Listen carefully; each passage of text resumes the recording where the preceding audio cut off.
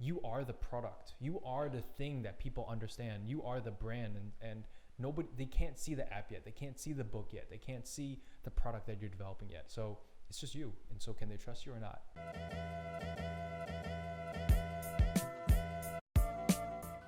Welcome back to Behind the Grind. My name is Brian Tam. Rich Brubaker. Here we are. We're starting a different topic today, and it's going to be related to all the other stuff. I think over time, you start to see this kind of hypothesis come out for what we think about entrepreneurship, right? And today, the topic is thought leadership, branding, content, and social media, and how we're approaching that. And I think you'll see that we probably have somewhat of a similar strategy. He does a lot more with it, and so I'm really curious too. I have a slightly different take on it, and so that's what we're going to get into, right? So maybe just starting off, how do you think about the different definitions of these things, or which one is the one that you're using in your head as you go about it? So actually, as we were planning this, I started to think, like, when I first arrived in Shanghai 15 years ago, 16 years ago, there was a social media, but it was basically the American Chamber of Commerce. Like, being a thought leader was like being an executive. Right. You were old, gray-haired CEO, expat. Like, it was a status. It was hierarchical. Now, in the community. In the community. Right. Or in the community could be in Shanghai, but it could also be like, you're the managing partner McKinsey. Right. So that gives you within the consulting community. Like, it was very hierarchical based on geography or industry. And then how you expressed that actually was in the written word, 100%. Articles, though. You wrote for articles. Right. And that could be for the magazine, for the Financial Times, whatever. And when you were, like, if you were in the FT, actually one of my dreams was always to have my little dot and matrix Wall Street Journal. Yeah, no, that's still a dream. That's when you're a thought leader. That's when your family goes, dude. That's when they read it. Like, you made it. Yeah. But actually, over things time, have changed. it's totally changed. Yeah. Right. Yeah.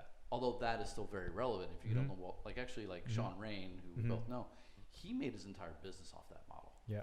Get on TV. Get in the journal. Get in the FT. Get in the Bloomberg. If you know the right people, if you can do that regularly, you can build that out and part of your profile. I don't know what work it took for him to do. I know it took a lot of work. I don't know what it actually doesn't happen overnight. But if he didn't invest in the people, if he didn't invest in the process, he wouldn't be able to get all those things. And then people just started like, oh, I got to talk to that guy. Yeah. Oh, I got to talk to that guy. Right. The other way is actually if you built a brand. So in my first consulting firms, we actually started passing out kind of brochures at various events.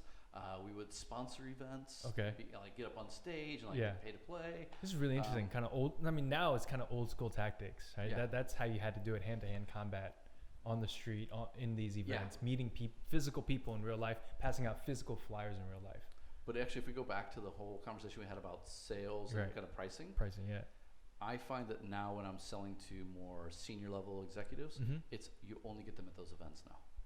Like they're actually pulling off social, which we can talk about. It's like how you mixed it, but it's a different audience. But the new vision of that would be like 12, 13, 14 years ago, LinkedIn became like a big platform. Now, when there was no content back then on LinkedIn. Yeah, but it was just like, I want to meet you. It was just really effective to meet a lot of people. Right, business card. But no one wrote content for LinkedIn. Not yet. Right, not yet. Only in the last couple of years. Yeah. So I'd say it's really changed quite a bit. Now, how you build thought leadership, it's a vastly different animal. I think it's you still have to be very personal. Right. Personal. Right. But at the same time, now there's a lot more options available through writing, online, offline, however you want to do it. Right. Yeah. The funny thing about thought leadership is, you're talking about 15 years ago, I was an intern at HP. Yeah. Right. And I was working in the federal marketing department, and the director at that time, she was telling me about thought leadership. I was like, I just graduated school, or maybe I didn't even graduate yet. I was just working in this internship, and she said this thing called thought leadership. I was like, that sounds like a bunch of hocus pocus. It's like what it's Harvard Business School type stuff, right? That is, it's very much like an MBA term, or and so it didn't make sense to me. I didn't believe it, but that was my first exposure to it. Right. I remember specifically who said it and what they were talking about. Right. I didn't understand it. But now, fast forward X number of years, and it's like, okay, I see the new components of it, the social media components of it, digital components of it, on top of the offline components of how I approached it back about 5 or 6 years ago when I just started out. And so my strategy was to co-brand myself with a bunch of these events, go out, and apparently I'm pretty good at talking, right? I can go out on stage and I can do my thing, and it creates an effect, right? For whatever reason. I'm from Jersey. I think that's the reason, right? And so I take that Jersey effect and I use it to the best of my ability. And that was my thought leadership strategy, right? Gotcha. But you can only do that, once a week, twice a week, or whatever. Actually, I want to go back. When you were learning, back then, who were the people that you looked up to, like as thought leaders, 15 years ago, when you're just entering your career? Who were the people that you looked at, and how did you find them? All right, at that time, right? Yep. It was Seth Godin, The Big Moo, Purple Cow. Those were like Purple Cow was highly influential. No, was it? Anyway, those two names are too similar. The two books that he's written, those two. One of them was very influential, and I read that right out of school, and I was like, why wasn't every business school book like this? This makes so much more sense than anything that we've ever talked about. And so I realized, looking back at this book that I've written now and looking back at what he did, it's like, oh, that's where that kind of early genesis was, seeing how well and how interesting, how compelling you can make written content. So Seth Godin was one. Before you bought his books, were you reading his blog? No, I didn't. I wasn't into blogging or whatever at that time. Okay. So he was a massive blogger, and if you check his strategy and his techniques, I was like, okay, cool. That's how it gets done. And we can talk about the book development later or another time. But Seth Godin is one, and Malcolm Gladwell. That was really great. And Stephen Levitt, Freakonomics, right? Those were like, at that time, I just came out of school and I read those three. And I was like, why aren't we learning this in school? What is going on? Well, so what's interesting is all three of those people were authors of books. Right. And that's how you got into them. Exactly, yeah. 15 years ago, I got into blogging as a blogger. But also, when I was learning about China, when I was looking to figure out, like, who are the smartest people in China, who are doing the interesting things, I'd go to my RSS feed. Right. I wasn't going to CNBC very much because they didn't cover it. There was as much. no books. Like there was like the old Red Star of China or whatever. Like like book from the 60s. Yeah. But the most relevant thought leaders were like China Law Blog and China Briefing and like everyone back then had a blog. Thomas Crampton had a blog. Kaiser Kuo had a blog. Like, and you'd read these people, and it was just like. And that's how they made their game. In the essence, right? So it's like the first they became thought leaders, right? So it was really interesting to see how. That's when that tide started to shift. Yeah. And I think what's interesting is I think because of Gary Vee, a lot more people are talking about blogging, social media, putting out your personal brand out there. Yeah. And so, why don't we talk about the differences between like personal brand and thought leadership, right? Sure, I think they are kind of intertwined and linked in ways. And it doesn't really matter which one you ascribe to. I don't think. Yeah. I mean, you can call it whatever you want, but putting your message out there, like let's cut the bullshit and the jargon. Let's say what it is, right? It is just putting your message out there for other people to understand what you're about, right? And the thing I like about thought leadership is that it is the leading aspect of it. Like you're thinking about in 3, 4, 5 years, in 10 years time, what will the world be like, and what are your opinions about that? Okay, and that's how at least what I learned from HP when I was there, and I was seeing how they were talking about. There were white papers and their content. That's what I learned. I was like, okay, cool. So, but the personal brand, separate. It's different to you. Yes. Okay. If you build a personal brand, off of thought leadership, it's a byproduct. It's not like you're not. So thought leadership is almost a strategy. It's a tactic. Or a tactic, whatever you want to call it. But I don't know that you can sit out and say, I'm going to build a personal brand. I mean, I think that you can, but if you do, I think you tend to look very packaged. You think a lot through all the different tools. But if you're just a pure thought leader, sometimes what I found, and this is actually what I loved about blogging, it wasn't packaged. It was just you sit down and you're reading someone who's actually like, they're in the middle of a crisis. They're in the middle of something. They're working through it. They're working through it. And you can see like how far they've actually, I won't say gone out 3-5 years. They're looking through a problem that everyone's facing right now, and they're able to show like depth of reflection or of 2x2 framework or something where you're like, wow, I'm learning from them as they're working through it. And then over time, if you follow that, you're assigning a personal brand value to them, right? And I think like that's a great byproduct. But I've always looked at like you should be focused on developing great content. that is thoughtful, and that people go to your site constantly for that content. Right. And that's thought leadership. And if you do that right, then your personal brand value goes up. Again, for me, I don't really care about the name that you call it, right, or what you're calling these things, but it's absolutely necessary to have. I mean, you can even go a little further back, a little more generic, reputation. Right. You have to, I mean, whether you want it or not, hopefully you have some reputation, and you can consciously spend some effort and time to build up that reputation. Like, what do you want to be known for? What do you want to be associated with? Right? I think if you are not paying attention, you can get associated with the wrong things. Right? And that was something we talked about earlier over at Burgers, right? So, I mean, people automatically, you have an association with somebody for something. And I think starting out was very cautious, careful, calculated. I don't know what the right word is, but I was thinking about it, right? I was thinking about, what do I want people to know me for? And as I continue to evolve over time, I really think about, how do I reposition my personal brand, the business brand too. So well, and actually, I think that if you don't do that as an entrepreneur, it's really hard to defend your value proposition, right? Like, I'm kind of the same as everybody else. You're like, well, then I'll go somewhere else, right? Or okay, give it to me cheaper then. Give it to me cheaper, because I know there's cheaper mediocre, right? But if you want to be like at the top end, and you've got to show that work exists. And actually, I think this is where like a lot of people approached it well, and this is where I think Gary Vee's kind of packaged it well. It's like, this is why you give it away for free. This is what the bloggers are doing. This is what the podcasters are doing. This is what we're doing. It's like radio. I have all this great stuff for free. Right. Take it where you want. Take it where you need. Come back when you need to.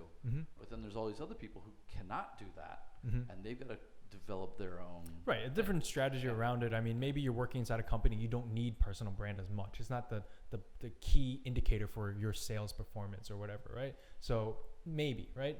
But at the same time, I think you're reacting that way because it is such a great tool. Yeah, it's such a great tool. Personal branding and thought leadership, putting out content on social media, whatever it is it is a way for other people to see how you think, how you process, how you work through problems. Because I don't want to find that out when I'm working with you. Right. By that point, it's a little too late. Right. Right.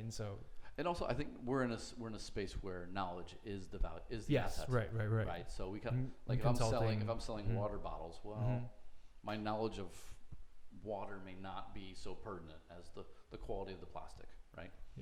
So different. But even so, I mean, brand is how you differentiate, right? And I think that was one article that I read in HBR, and I was like, oh, that's what brand is for. It's just for, if you're going to have reputation, what's that twist on your reputation that people are going to remember, right? So that they will come back to you and will call you for something, right? And so for me, how I do it is, starting out, I try to have those 3 keywords that I have. And I try to build out the content around that, right? So it's creativity, innovation, and entrepreneurship. So everything about those topics I want to dive into. And even for me, for most people, maybe they think it's like, that's somewhat similar, those 3 things. But for me, I really try to think of it in somewhat of a nuanced way, right? Sure. And so I try to build it out and develop the content for each one over time. You can't tackle it all at once, but if there's an event, I want to be at that event. An innovation event, I want to be at that event. If there's if there's a topic around entrepreneurship, I need to know about it so I can talk about it too. Right. So this is where having those 3 keywords really helped me to focus in on what I could then produce content for. You sure it's just going to even see me on LinkedIn? Sustainability, innovation, entrepreneurship. But when I saw that, I was like, oh shit, Rich and I we should get to know each other a lot more. And this is early on when we didn't chat as much. Because I kind of view it the same way. It's like, these are the 3 things that I should be focused. And actually, I think by doing that, it also focuses it just focuses your mindset on things, right? So it's really interesting how you approach it. You need to have those keywords, right? And even so, in a lot of ways, I think those keywords are even still too high level. And as I get more and more mature with my thinking about this topic, I want to chunk it down into more specific questions and problems in maybe one subset of these 3, right? So that's something I'm working through. I'm in the process of repositioning. So great. Continuously, right? How do you approach this differently now? Like, how do you see it going forward? I mean, now that you've got a personal brand. Yeah. Are you less likely to share? Are you more likely to share? Is this the thing that you find that really differentiates you between your competitors, as it were? Yeah, I think, people talk and look for speakers, consultants, people to work with. This is, again, I always like to keep it simple, right? I'm just looking for somebody to work with that I can trust and that I can rely on for a specific thing. And so I'm still trying to pump out content, in some ways a lot more. And so, like I said, 6 years ago, a lot of my work was offline. And even last year, I keep track of this stuff. And I think I did about 70 to 80 marketing engagements. And so that's like roughly 1 or 2 per week. Some of it was content, some of it was offline events, but definitely the large bulk of it was offline events. And this year, I really made a focused effort to take that same 70 or 80 and turn it into digital content. And so, when Rich was like, hey, let's do this podcast, like, fuck yeah, this is exactly what I was thinking about, right? So, again, working through and thinking about the strategy helped me to realize what I wanted to be working on, what I didn't want to be working on. So we talked about kind of old version, like write books, articles. Yeah. Got the new stuff to digital. Right. You mentioned keynotes and on stage. You can get paid for this. Yeah. How much do you take? How much do you push the payment if you're going to, get access to an amazing crowd and be able to show off? Like, do you have a strategy for how you approach in these events? Like, I'll only do keynotes, I'll only do panels, I'll only work with these people, so you can maintain, or you can. How do you approach that? So the way I see it, and the way I see it is, if the audience is diverse, and it's to the public, right, basically, then then I don't charge for that as much, right? Because it's probably a public event. They're not probably earning that much money, the organizers, right? So it's no sense in doing that. But if the audience for this conference or event is internal, then I will charge. Then I'll request something, because that's work. They want something specific from you to achieve a business result, right? And so that's a lot more specific. But when I look at public events, those are all potential leads that are going to spin off into something else, right? And so, I'd switch my marketing hat on rather than my sales hat. And that's something that those are the kind of variables I'm looking at. How much, audience size, and then also audience diversity. And then how much time do you spend looking at, like, whatever deck you're going to present or whatever concepts? Are you constantly trying to up your game, or are you like you get comfortable with the same 8 slides? Like, how do you approach that? So that's funny. I got tired of producing slides because, a lot of times it's marketing and you don't get paid for it. So, why would you get paid for marketing? That's, kind of crazy. For an entrepreneur, for a business, that's something else. But so my thoughts on this was, all right, I'm not going to produce any new content. If you want something from me, I'll just show up. Because, again, I got it like that. I could improvise, right, and improvise enough. But I didn't start off that way. I did, slides, rigor, writing outline, writing the slides, writing the every little detail that you could, right? But then after a while, I wanted to continue to challenge myself, and so I would reduce the number of slides, reduce the amount of pre-preparation and whatever it is. And now, most days I'll just show up and just do my thing, right? How about you? I think it depends upon the audience. I definitely. Am I getting paid for this? Right. I mean, again, like, I definitely want to get cost covered no matter what I'm doing. Yeah. If there's a pure knowledge transfer, right, like an internal thing, right, then I'm going to be, okay, look, the day is, the half day is, the hour is. I got invited to go to Bangkok and to Sanya recently to give a presentation. They covered the ticket, and that was it. And they're like, look, you got to pay your own airfare, you got to pay your own hotel, we'll pay for your ticket in. But this is the list of conference ticket. This is conference ticket. Okay. These are the people that you will be accessing. And in one conference, I accessed like 3 deals because I was on a panel of 3 global CEOs. Right. Okay. And that's the secret, I think, is about when you're doing these panels. And anytime you get an invitation, it's not about who's in the audience, but it's about who else are you speaking with. If I'm with the 3 CEOs, knowledge leader. Yeah. What is that entrepreneur doing on stage with the CEO of this, that, and the other company? And 2 of them are Fortune X, and the other one is like whatever. Like, just by being there, it's good. And actually, so if I back up really quickly and talk about the blogs again, what I found was I was regularly writing, and now actually I use LinkedIn for this. So we won't talk about social as a strategy per se, but LinkedIn and my blog, I still do my blog.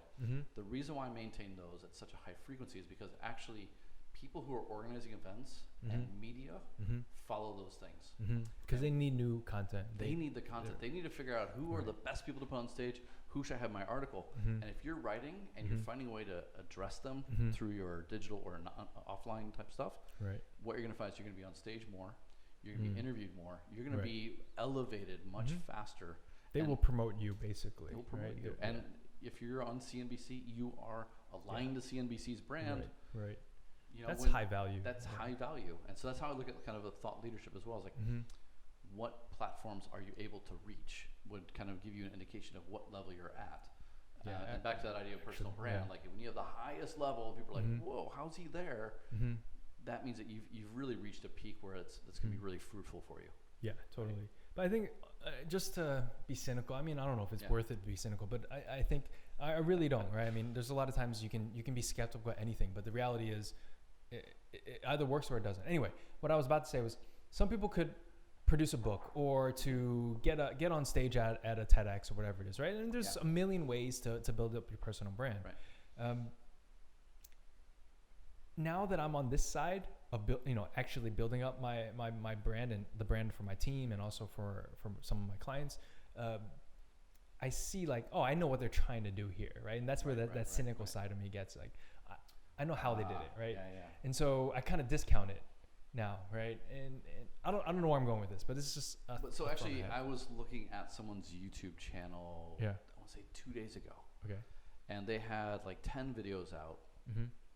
Funny videos. Okay. They had 1,000 subscribers, and they had like 15 million views on their page. I was like, and I looked, and they had one video of a lady on a motorcycle. Okay. That had like 99.9% of the views on the channel. Right.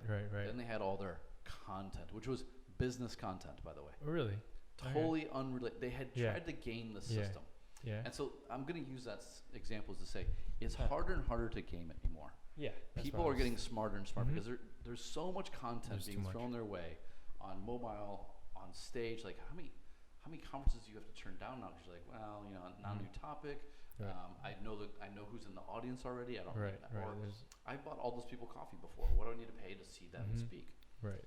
I think actually this is where continually investing into your own thought leadership practices is actually really a valuable thing to kind of continue doing and to really be mindful of, because it's very easy to kind of slip and look even when you want to look above. Right. Or you want to not just look, but you want to actually be and you want to be at the top of your game, which I mean it requires the repetition, requires the work, requires the paying attention to what's going on so that you can continue to develop yourself and all that kind of to work, right? How do you, I mean, you talk about your 3 topics, but how do you then select topics that you want to be known for? So what I'll do is then I will look at that general topic and I'll think of some sub-headlines and some sub-content around that. And, again, as we're doing workshops for our clients or preparing presentations, whatever, I start to come up with ideas. And also, one really great trick for me was talking to people. It's amazing. When talking to people, it seems so obvious, but the trick is listening to their questions and trying to figure out why is that a question in the first place. Like a lot of this stuff just seems obvious to you and me, but somebody who's a bit more junior or whatever it is, or just coming from a different angle, they just don't understand this aspect of it. And so I take that question and I reverse engineer it and I try to produce some content around that. But that really comes from coffee meetings, like real personal conversations. And that's how I kind of figured out this is an area that I can do a deeper. So when you're like, now you've got this book out, right? Yeah. You've put a lot of the things that you did as a thought leader or developing thought leadership or putting out, the specific piece of content, put that into a book. Now what do you do? Like how direct are you when you're writing the new thought leadership pieces to the book itself? Like, do you dance around it? Is it SEO keywords? Is it hot topics? Or do you like buy the book? In this book, you'll find this topic. Like, are you really like that direct? Yeah, I think you have to be a bit directed. Just when you have it, you just got to take it out and present it to people. You just got to show people you've got a book. Because people are obtuse in some ways, right? Internet is quite busy. There's a lot going on. And, as much as I've been talking about the book in a very direct way, like, here, check it out. Yeah. people don't know. Right. It does, like, that's the thing I'm shocked by through, thought leadership and social media. People just don't understand. They're not going to spend the time to get to know you as much as time you're thinking about it. Right. They're not doing that. And so, I don't feel as bad being direct, especially most of the year. I'm not direct. Actually, I took two and a half years to develop Proto, two and a half years to develop original creativity. And, I didn't talk so much about the book or the game until maybe 2 to 3 months before that. And, it just gets people into this state to buy or whatever it is, right? Gotcha. So, I think it's a fun thing to do now. And so I document a little bit around the process of like, here, I'm writing thank you notes yesterday. And that was a really good, fun experience for me. Right.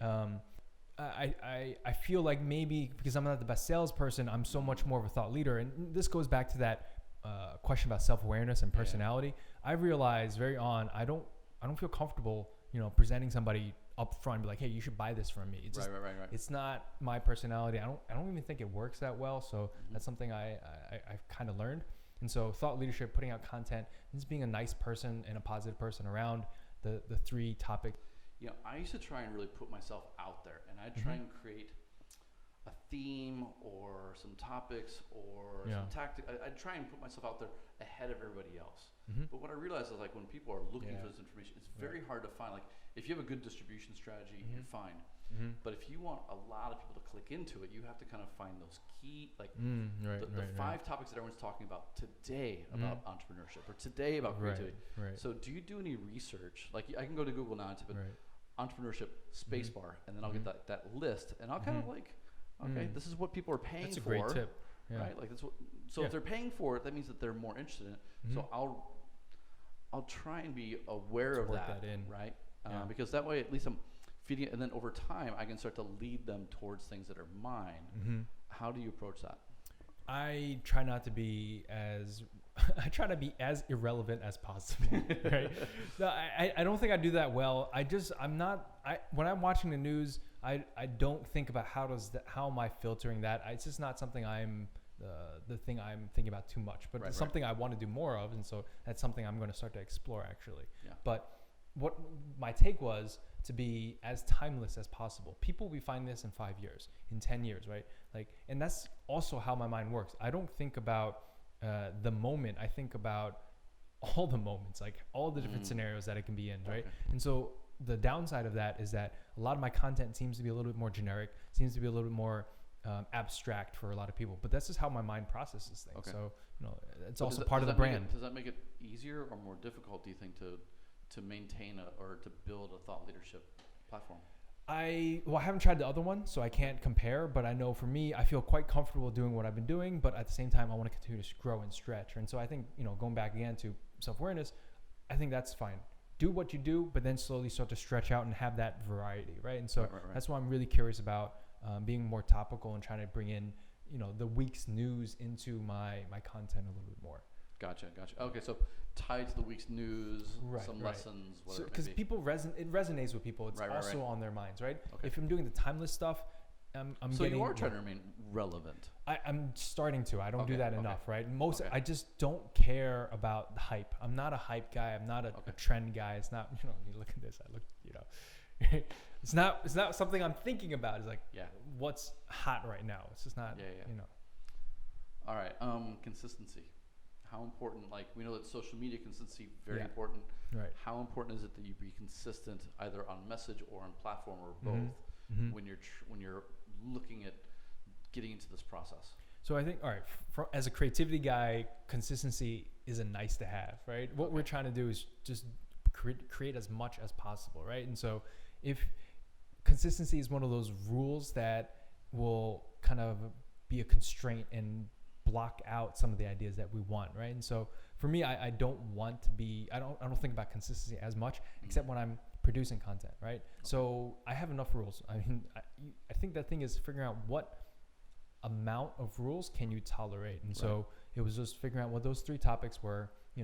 Timely, relevant content, I don't feel as important for me yet, but I'm tying that in now. I'm starting to test and experiment with that. So this is the process I'm going through. So if you're talking to entrepreneurs, young middle stage, whatever, what are like some key principles to developing yourself as a thought leader, developing brand around that? What are some things they need to really be focused on? Well, I think the first thing was like figuring out what your topics are. What are you passionate about? And I think that's like, it could be a topic, or it could be a question, or it could be a problem, right? And I think those are like various probes to understand the same kind of thing. Like, are you willing to, what topic do you talk about naturally anyway? Yeah. Like just do that, right? Capture that, right? So I think that's one thing. What are the problems or questions that people have as you're going through that? Right. And so that's one.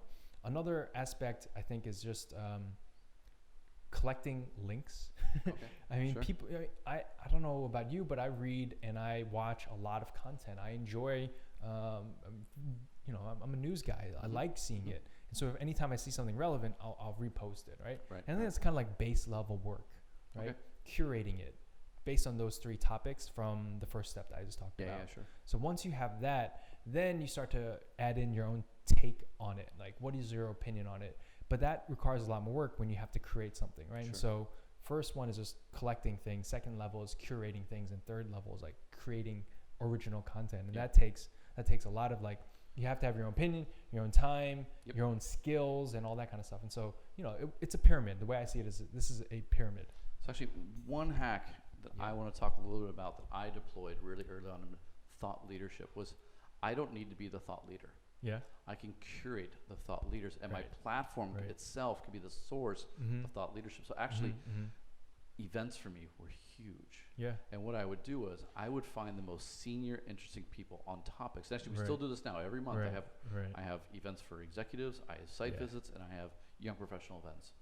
Wow. I started the company basically on that. I would travel between Shanghai, Hong Kong, and Singapore, and I would curate through big regional conversation, global warming or elderly care, whatever, but I'd break it up into local conversations.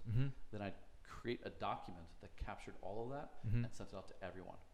And actually, it was really fun because the first that's amazing. First 3 or 4, I mean, it was like 5 people that I met on LinkedIn, fortunately. Yeah. But then I started getting like 30, 40, 50 people. Then I had a business school that wanted to align to me in Hong Kong and paid me to come down. And it was like, because they wanted a thought leader on the topic to come in. And actually, what I found is if you do it well, you do it really quickly.